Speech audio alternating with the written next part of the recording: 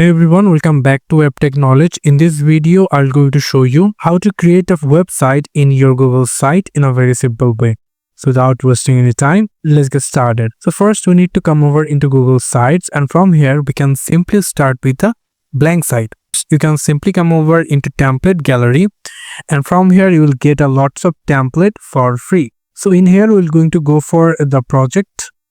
And into the project, we can simply add our project name by in our choice. If I just give the project name as WebTech Knowledge and give the content YouTube content, and then come over into the project name, if we just change it as WebTech. So if you want to change the logo, you can simply do this as well. You can simply click on the logo, and from here you can simply change it by simply click on delete, click on upload a new if you want, if you have.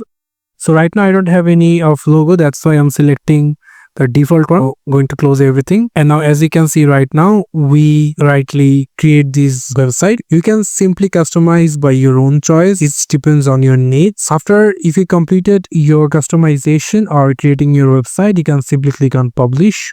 So here you just need to give your domain address, and after giving the web address you can simply publish it over there. In this simple way you can simply create a website in your Google Sites. Thank you so much for watching this video. I hope to see you for another videos. Till then, goodbye.